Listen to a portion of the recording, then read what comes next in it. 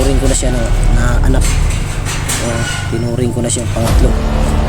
Ready na yung bag ko. Baril.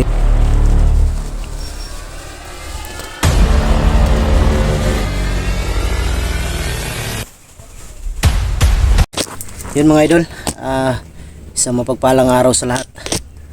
Sa araw na to mga idol, babalik na ako ng bundok para makatulong sa para mahanap ko rin si Bonbon, yung batang inalagaan ko. At siyempre sa mga request din na hanapin para matulungan may rescue si Alpha. Kaya mga idol, sa araw na to babalik ako sa bundok. Labag man sa kalooban ko, naiwan kong bahay, binabalik-balikan nila. Kagabi mga idol, nagising ako banda alas 12 na yata yun. Bigla kasing nag-blackout, kaya sobrang ingay ng aso. May nakita talaga akong dalawa dumaan, may daladalang galon. Hindi ko alam kung anong laman. Sa tingin ko mga idol, at para sa akin lang, siguro gasolina. Balak siguro nilang sunugin yung tinitirhan ko. Kaya labag man, iiwan ko. Wala akong magagawa mga idol, dahil alam ko dinala na nila si Bonbon sa bundok. Kaya yun ang gusto kong sundan. Masakit para sa akin. Kararating ko lang ngayon, pumunta ako dun kay Berto.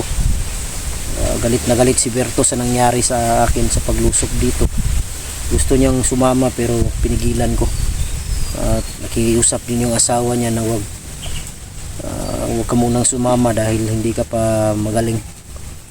At kanina mga idol, kinausap ko yung may-ari ng bahay. Sabi niya na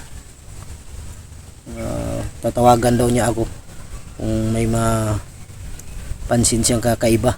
Dahil sabi ko sa kanya na tingnan mo lang kung ano yung makita mo, tawagan mo ako. Binigyan ko siya ng number para makontak niya ako, para makababa ako agad.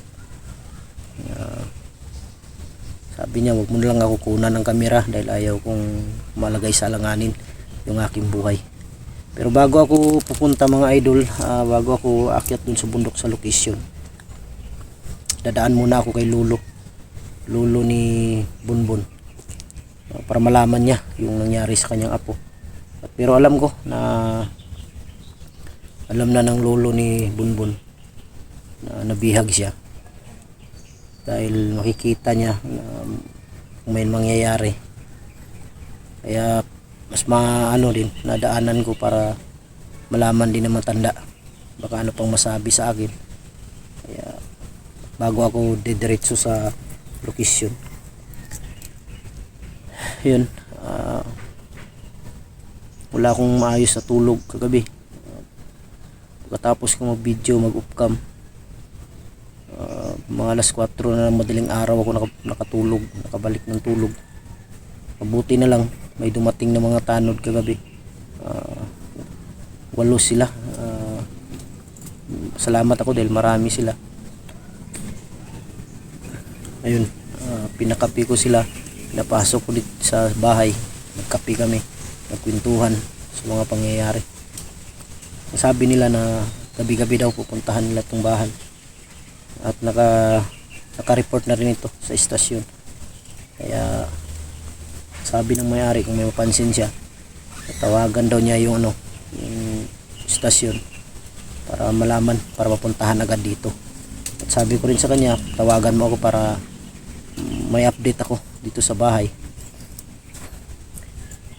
para makababa ako agad. Yung asawa ko naman, 2 anak, doon muna sila sa sa mama ng asawa ko, dahil safety sila doon, walang nakakaalam. Kahit kailan hindi ko binidyo yung lugar, kahit sa lugar ni Berto ngayon kung saan siya. Nagdala din ako kanina ng gamot para sa kanya. Nakabili ako ng gamot, binili ko kaninang umaga, inihatid ko sa kanila. Sabi ko sa kanya na try mo lang yan sa loob ng isang buwan, kung kaya bang tunawin yung bukol sa ulo mo. Dahil kung hindi, wala tayong magagawa dyan, hindi operahan talaga. Magtiwala ka lang, balang araw may tutulong sa'yo. sa atin. At maraming salamat sa inyong lahat, sa lahat na nag-aalala. Huwag kayong mag-alala mga idol, nasa maayos akong kalagayan ngayon. Di lang ako mapakali, magulo yung isip ko. Siyempre buhay ng bata yung kinuha nila dito. Okay lang nabugbugin nila, basta wag lang napatayin, dahil nagbago na yun. At pinapasok ko siya ng pinaaral ko si Bunbun, pinapasok ko ng boxing training ngayong araw na to mga idol. Sana laro sana ni Bunbun, dahil ngayong araw na to dito sa aming lungsod ay piyesta, may boxing mamayang gabi mga alas 6. Boxing sana, kaso pinuntahan ako dito kanina ng coach. Sabi ko wala, hindi nalaman ng coach ang nangyari. Kanina lang niya nalaman, kaya nagulat siya. Kaya sabi ko na gagawin ko ang lahat makuha si Bunbun. At syempre din kasama rin si Alpha sa aking paghahanap, sa pag-rescue, dahil maraming mga request na tulungan si Alpha. Siyempre hindi natin pwedeng talikuran yan, dahil kaibigan natin yan. Kaya yun, ako'y nagpapasalamat sa lahat ng mga solid supporters, sa mga comment ninyo, sa mga pag-aalala ninyo para sa akin. Alam ko target ako ngayon na Binji na gustong lang kunin. Nalilito lang ako mga idol sa aking sarili na kung totoong hypnotize si Binji, siyempre mawawala lahat ng nakaraan niya, mawawala sa isip niya yun. Pero bakit alam niya yung bahay ko? Yun ang palaisipan na aking nag-aalala ako, bakit ganon. Kaya nagdududa ako mga idol. Siguro may dahilan, dahil hawak ang pamilya niya. Kaya yun ang gusto kong malaman, buong katotohanan. Kaya pupunta talaga ako kay Lolo para malaman ko. Kanina nakausap ko yung mga tao dito. May mga bahay dito mga idol, pero hindi masyadong dikit, magkalayo. Sabi nila na mabuti nilang mababait yung mga tao dito. Titingnan daw nila gabi-gabi yung sitwasyon dito sa bahay. Pinagpapasalamat din sa kanilang dito ako tumambay mga idol. Alam niyo kung bakit dito ako tumambay? Kasi kung dyan ako, pag may dadaan, makita agad nila ako na nandyan ako. Mabuti itong dito, dahil kita nyo yan, nakatabon to mga idol. Kung may dadaan man dyan, kung hindi lang sisilip dyan, hindi ako makikita. Kaya dito ko napagdesisyonan na kanina pa ako dito mga idol tumatambay, dahil makikita ko pag may dumaan, pero ako hindi nila ako makikita agad. Kaya dito ako tumambay para safety rin ba. Kailangan nating mag-ingat, dahil hindi natin alam yung mga kalaban natin biglang sumusulpot. Kaya dubli ingat talaga. At malalaman yung mga idol ngayong araw na to na makabalik ako sa bundok, dahil makikita nyo yung upload ko. At kagabi tanging dasal ko na sana pagdating ko sa bundok makita ko agad si Bunbun. Pero kung sakaling makita ko man, hindi naman agad-agad may rescue si Bunbun, dahil kailangan mong pag-aralan bawat galaw, bawat hakbang. Dahil kung isang maling hakbang mo lang, maaaring may madidisgrasya si Bunbun or ako. Kaya ang pag-rescue kailangan gamitin ng utak, kailangan gamitin lahat ng diskarte kung paano may rescue ang isang tao na hindi walang masamang mangyari.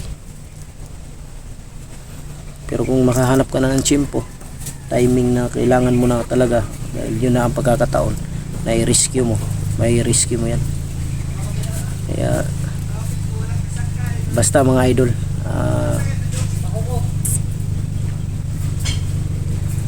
nag-aalala lang talaga ako sobra, dahil ang turing ko sa bata mga idol na si Bunbun, hindi na iba. Turing ko sa kanya hindi ibang tao kundi isang pamilya. Tinuring ko na siya na anak. Tinuring ko na siya pangatlong anak ko. Kaya yun ang labis na pag-aalala ko, dahil napamahal na sa akin yung bata. Siyempre sa tagal niya na dito, kahit kailan hindi nagtraidor ang bata, kahit kailan hindi nagbigay ng sakit ng ulo, kahit kailan sinabi mo ganyan, gawin mo. Kaya nagdesisyon talaga ako na paaralin siya para sa kanyang kinabukasan. Yun, mega love, shout out sa inyo lahat mga idol, sa lahat ng mga silent viewers natin dyan, sa lahat ng mga OFW, at shout out kay Mary Grace Giverson ng Chicago, Tita Angie Royce ng Hawaii, Tita LG ng Amerika, Tita Berenice ng Italy, Ate Babes Bernas ng LA, Ate Mel, shout out sa iyo Ate Mel, Mila Chang, Merlin Bindiho, Janice Alcalde, Jimmy Ramirez, Team Kuwait, Team Maharlika, mega love, shout out sa inyo lahat, sa lahat ng hindi ko na mention, pasensya na. Basta shout out na lang sa inyo mga idol.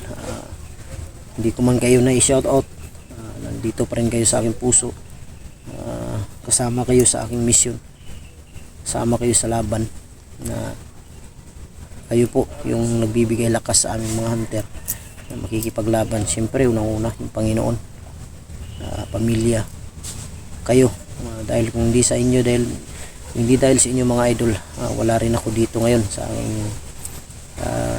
ginagawa. Hindi man kayo makapagbigay ng tulong pinansyal, yung pagpapanood lang sa mga video namin, malaking tulong na yan ang pinakamalaking tulong na ibinahagi ninyo sa amin, na bawat pagpapanood lang, ang laking tulong na po yan sa amin. Kaya ako'y lubos na nagpapasalamat. Tanging dasal ko, kasama kayo lagi sa aking dasal mga idol, lalong lalo na sa mga solid supporters natin na nasa ibang bansa, mga OFW na nagtatrabaho, kahit malayo sa pamilya, nagsikap para mabigyan ng magandang kinabukasan. Unang siyempre yung mga anak na gustong may pagtapos pag-aaral, kahit hirap sa trabaho, lalong lalo na yung mga OFW natin, mga solid supporters, yung iba na nakakaranas o napupunta sa mga among masama. Yun, tanging masasabi ko lang sa inyo mga idol, dasal lang, pero huwag kayong patalo. Kung nasa tama kayo, laban, huwag kayong patalo sa mga ibang lahi na ganyan, na naabuso ang inyong mga karapatan. Kaya yun, ako'y nagre-ready na mga idol. Handa na po yung mga gamit ko para yan, ni-ready ko na yung motor ko para sa pag-alis ko ngayon. Talagang ngayong araw na to alis ako. Nilak ko lang yung pinto.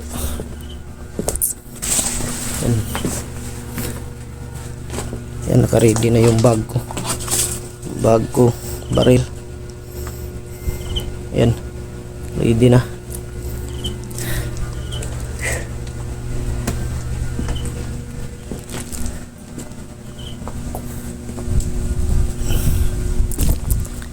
Yan mga idol, makikita ninyo pag may dumaan dyan dito, tapos nandun ako, hindi ako makikita agad. Salamat din ako na naayos na yung motor ko. Malaki-laki rin yung gastos, pero okay lang, importante na naayos na siya. Ayan.